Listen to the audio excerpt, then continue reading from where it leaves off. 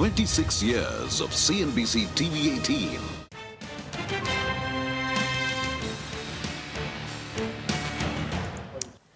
The government has released the inflation numbers for the month of November, and the CPI index, Consumer Price Index, has come in at 0.71%, almost in line with the CNBC poll of 0.79%, marginally higher than the October inflation of 0.25%.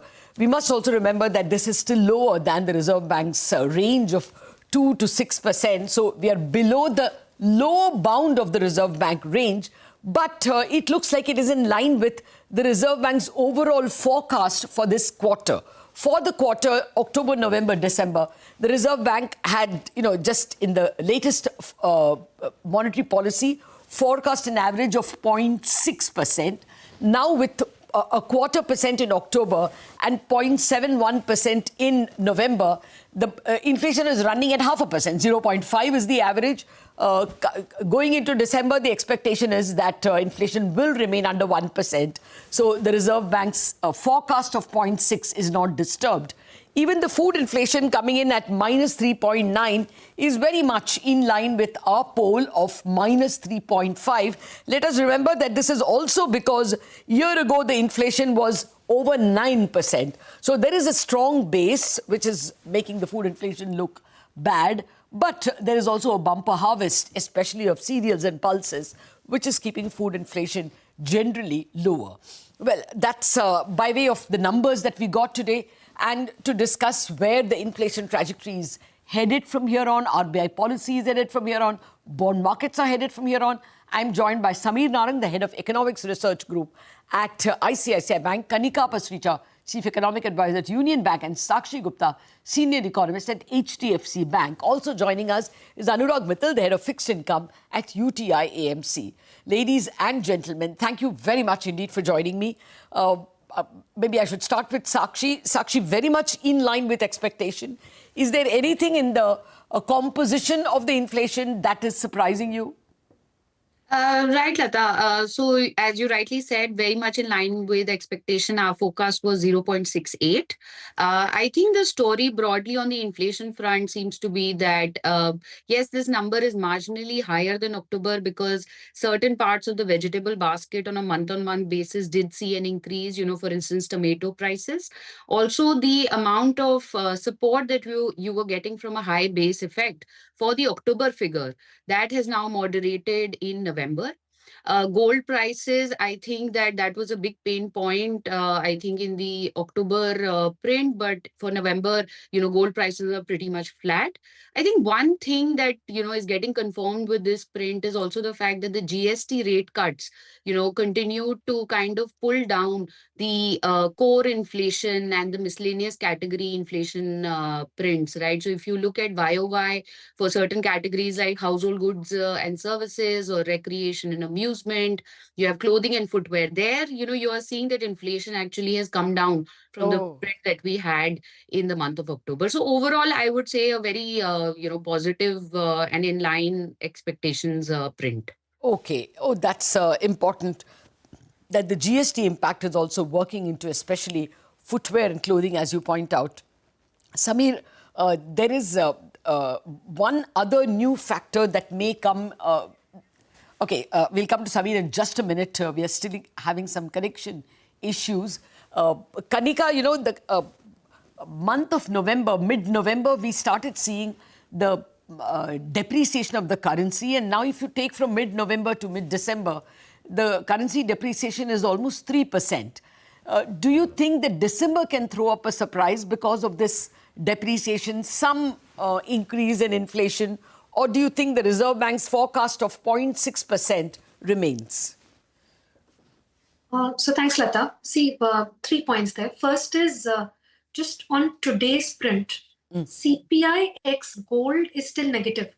Yes. It was minus 0.55% last month. It's minus 0.1% this time. So gold is remaining a key contributor to inflation dynamics. And of course, a large part of gold is also imported. So that's another channel through which currency works. Now, going forward, as you rightly pointed out, yes, currency depreciation can have an impact. If I go by RBI sensitivity, it is 5% rupee depreciation affects inflation by 35 basis on a 12-month basis. There's only one catch there. While rupee depreciation is likely to have an impact on inflation, the quantum may not be so high because a large part of this quantum comes from energy price changes, retail petrol, diesel prices, which have been practically kept unchanged by the government for the last 3 to 4 years. That's one. Second, maybe there's actually a lot of space with OMCs facing over recoveries and also with the government to absorb some impact. So absolutely right. Rupee depreciation likely to show some impact on core CPI, currently at 4.35%, 4.34%. Core X gold, very well contained at 2.6%. So gold contributing 85 basis points to inflation itself may see further pain on CPI, may impose further pain on CPI via rupee depreciation and other segments as well, via metals, raw materials, to some extent on core in December. Okay. Yeah, fair point. I mean, I must take your point on gold. If you took an average price of gold in 2024, it works out to $2,300. And if you took an average price of gold from Jan 1st, 2025 to today, the average works out to some 3,500. So we are looking at an over 50% average rise in gold prices, which is making the CPI number look higher, and the core CPI in particular, higher than it needs to look. So ex-gold, we still are running a negative inflation. Do we have Samir with us now? Okay, we'll get to Samir in just a minute. But let's get an idea of what is happening in the bond markets. Anurag, bond market is oblivious. Ever since the governor announced supposedly a more than dovish expected policy, he not only gave the expected cut, he gave buckets of liquidity and promised that liquidity will remain available in the months to come as well. But y'all are sitting at 6.61. Will this number have any impact at all? Or did it have any impact at all?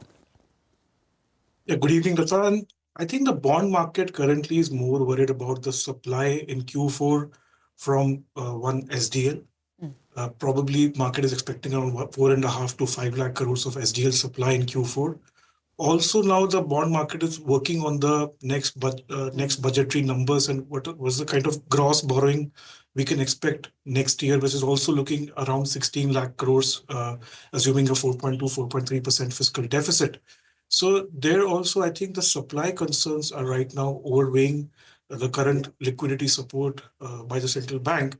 Also, I think with this kind of inflation behind us, while the first half inflation next year is projected at around 4% by RBI, in the second half, probably because of these base effects, inflation should be closer to around 5%. At least as per our estimate, Q3 next year should be around between 4.8 to 5.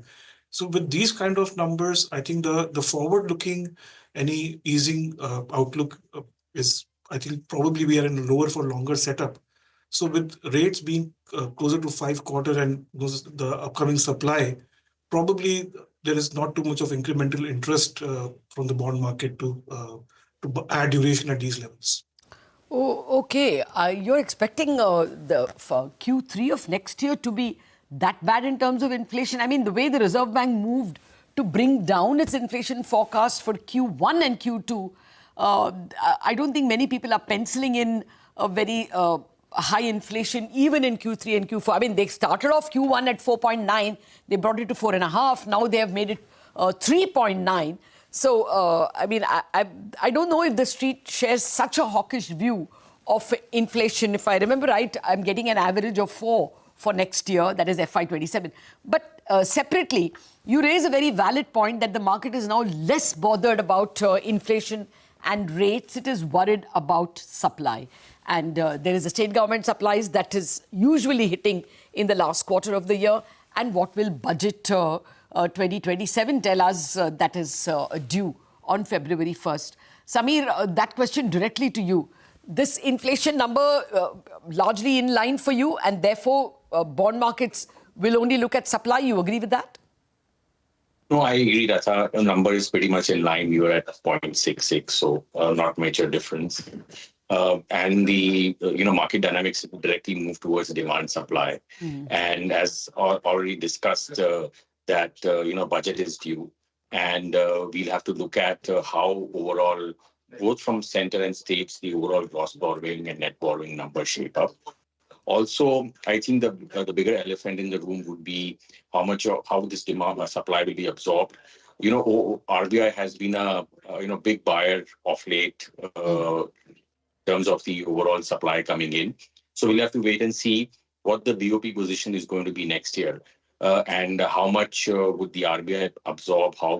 How much would the other market participants absorb going forward? We had also seen a change in the LCR norms, which had led to opening up of from a supply side perspective, possibly more credit being available rather than more investment demand.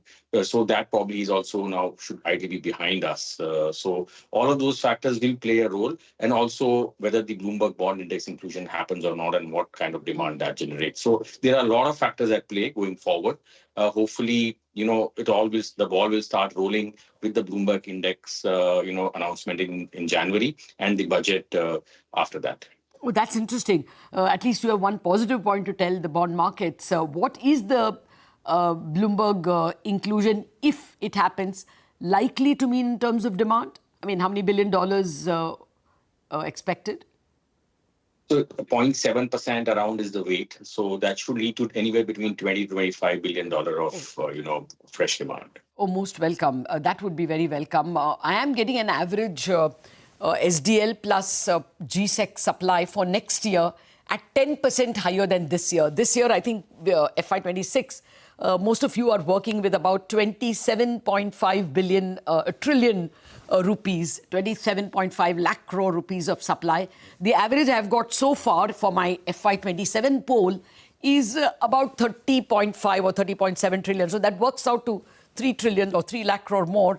And what I was noticing is that insurance companies have all posted far lower profits in the current year. They're growing slower. So the demand from insurance, it may be incremental in the general scheme of things, but that demand also is not what was perhaps extrapolated 2 years ago in terms of demand for G6. So the Bloomberg index would be welcome. Anybody here expecting a rate cut going by these numbers, Sakshi? Lata, I still do believe there's space for the RBI, given these numbers, given what we are projecting on inflation for the next 6 months. Look, I mean, for Q3, we are expecting an average of close to 0.6. For Q4, we are looking at, sub 2.5%.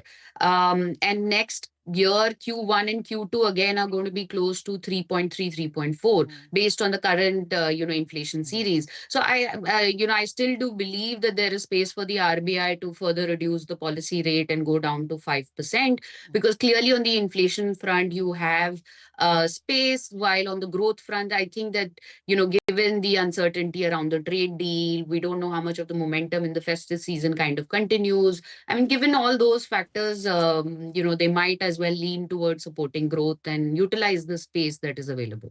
Yeah, that may well be. I'm going to ask you an unfair question, Kanika. Any guess at all whether the new CPI series will make us look better or worse?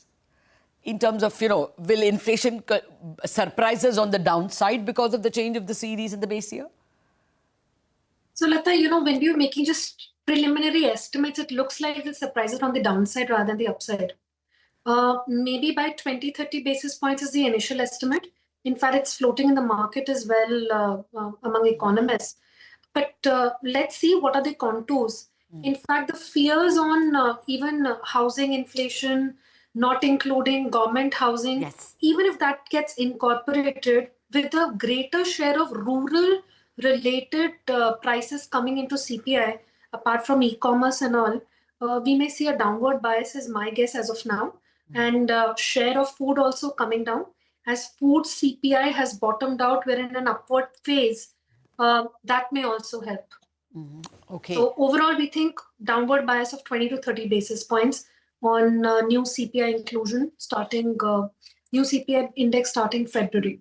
Okay. Well, we have to take a quick break. Just a couple of more questions when we come back from the break in terms of what to expect in the budget and what all of you are expecting in terms of where the 10-year is headed and where the repo rate is headed.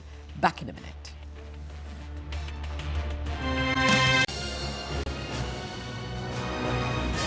26 years of CNBC TV18.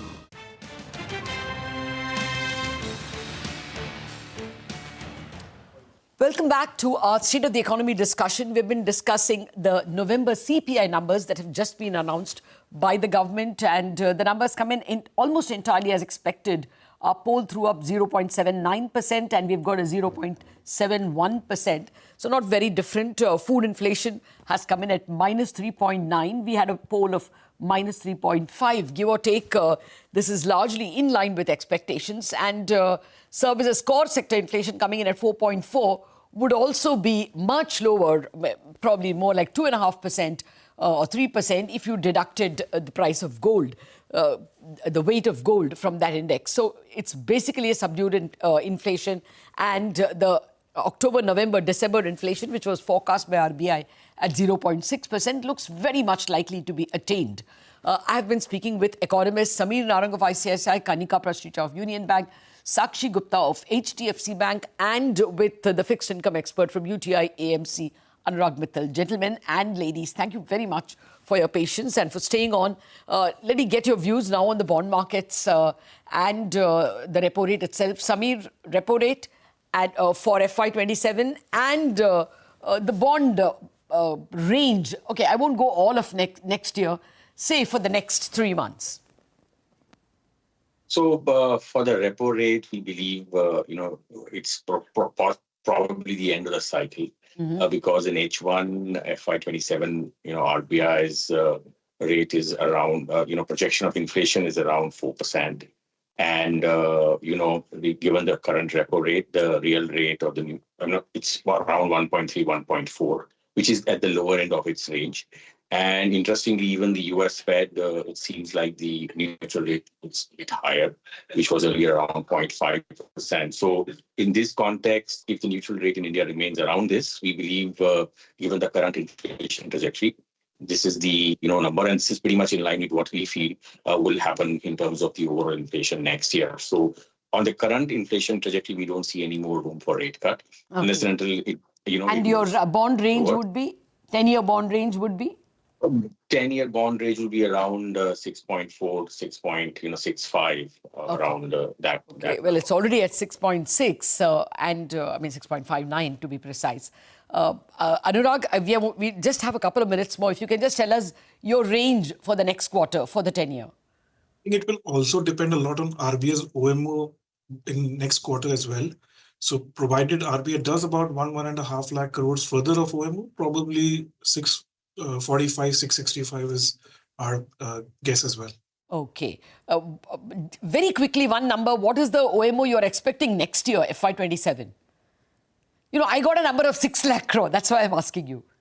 It will also depend on FX flows next year. Fair enough. So I think it's very... So if the US-India trade deal is probably materialized, and so then maybe FX will not be the source of adding liquidity. Sakshi Gupta, what is your 10-year range for the next quarter and OMO guesses?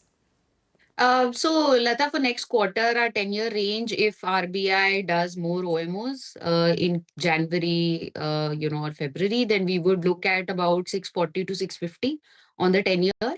I think that there will be some positive news that will get priced in. I'm also factoring in that there will be a trade deal announcement. There will be, capital flows that will come in. So all those things that are kind of buttressing this forecast. Okay. On OMO for this year, given how things have been happening in the, FX market and the drag there, I do believe that there's space for them to do, I agree, 1.5 lakh crores. That number could go up if even by, December end or January, we don't see an announcement of a trade deal and the rupee is under further pressure.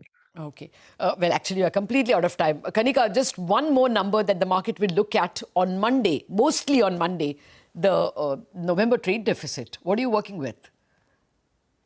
So, Lata, there we are working at $33.5 billion.